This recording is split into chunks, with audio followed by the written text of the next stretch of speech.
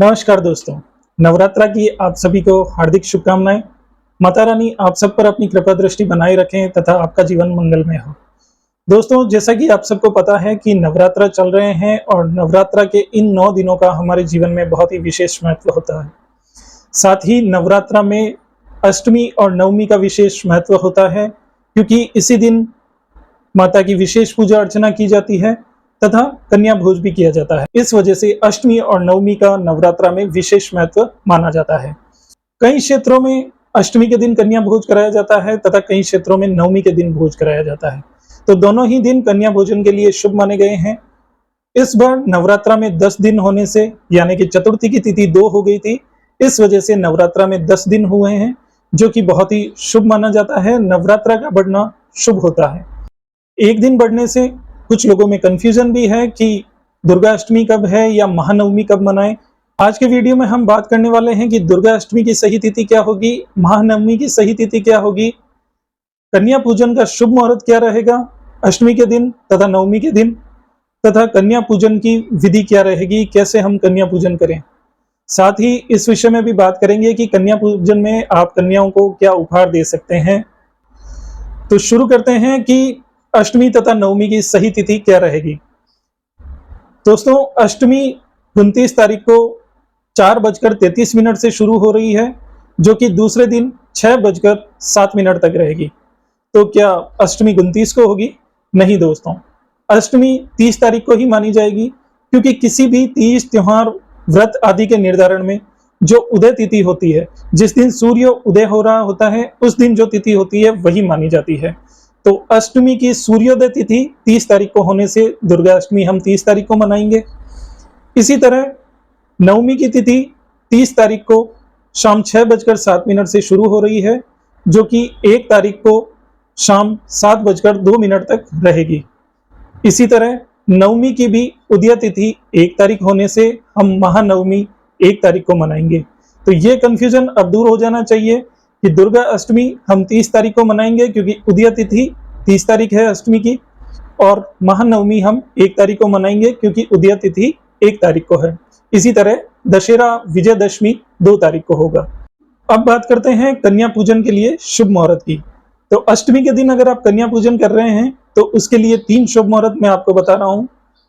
पहला मुहूर्त है सुबह 5:01 से 6:13 तक, यानी लगभग 1 घंटे का समय रहेगा कन्या पूजन या माता की पूजन के लिए सुबह। दूसरा शुभ मुहूर्त रहेगा 10:59 से लेकर 12:11 तक। ये दूसरा मुहूर्त है जो कन्या पूजन तथा माता के पूजन के लिए शुभ है। तथा तीसरा शुभ मुहूर्त, जिसे हम अभिजीत मुहूर्त भी कहते हैं, 11:47 से शुरू हो रहा है, जो कि 12:35 तक रहेगा। तो ये 3 शुभ मुहूर्त हैं अष्टमी के दिन माता का पूजन करने के लिए तथा कन्या पूजन करने के लिए। ये 3 शुभ मुहूर्त हैं। अगर हम बात करें नवमी के दिन के शुभ मुहूर्त की, तो नवमी के दिन शुभ मुहूर्त सुबह जल्दी 5:01 से शुरू होगा, जो 6:13 तक रहेगा। नवमी के दिन बुधवार होने से अभिजीत मुहूर्त नहीं रहेगा। वहीं पर सुबह राहु काल तथा यमगंड काल होने से सुबह इसका कोई मुहूर्त नहीं होगा।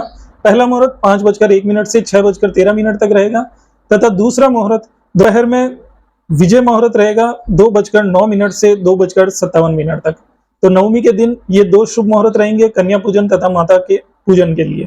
अब तीसरी और सबसे महत्वपूर्ण बात करते हैं कि कन्या पूजन की विधि क्या रहेगी। तो अष्टमी या नवमी के दिन जब भी आप कन्या पूजन करें, प्रातः जल्दी उठकर स्नान आदि से निवृत्त होकर कन्या पूजन तथा माता के पूजन का संकल्प लें। संकल्प लेने के बाद भोज की तैयारी करें।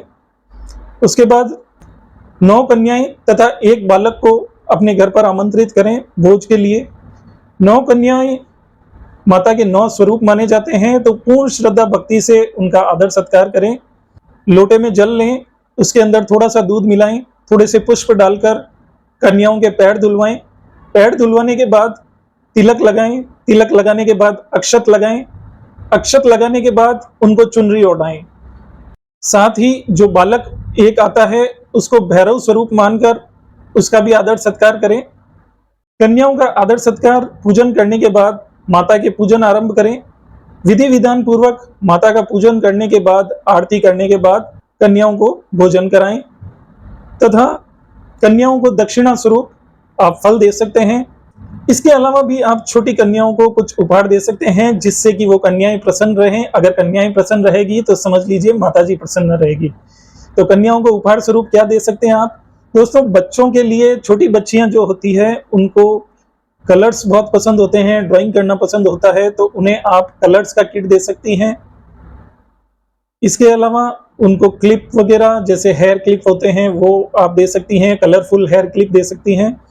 छोटा पर्स या छोटा बैग दे सकती हैं। इसके अलावा लंच बॉक्स वगैरह दे सकती हैं। तो ये सारी छोटी छोटी चीजें देखकर कन्याएं प्रसन्न होगी, और कन्याएं प्रसन्न होंगी तो समझिए कि माताजी प्रसन्न हो जाएंगी। तो ये थे कुछ उपहार जो आप कन्या पूजन के बाद दक्षिणा स्वरूप दे सकती हैं। और उपहार के साथ एक फल जरूर दें, चाहे सेब या केला या कुछ भी, आप एक फ्रूट जरूर दें उपहार के साथ। इस तरह से विधि विधान पूर्वक माता की पूजा अर्चना करने के बाद और कन्या पूजन और कन्या भोज करने के बाद आप पूर्ण श्रद्धा भक्ति से कन्याओं के पैर छूकर उनका आशीर्वाद प्राप्त करें, क्योंकि ये 9 कन्याएं माता के ही 9 स्वरूप माने जाते हैं। तो पूर्ण श्रद्धा भक्ति से इनकी पूजा अर्चना करें और इनका आशीर्वाद प्राप्त करें। तो दोस्तों, हमने जाना कि दुर्गा अष्टमी कब मनानी है, महानवमी की सही तिथि क्या रहेगी, कन्या पूजन कैसे करना है, कन्या पूजन का शुभ मुहूर्त क्या रहेगा, और उपहार में आप कन्याओं को क्या दे सकते हैं। अगर वीडियो अच्छा लगा हो तो लाइक करें, शेयर करें तथा चैनल को सब्सक्राइब जरूर करें।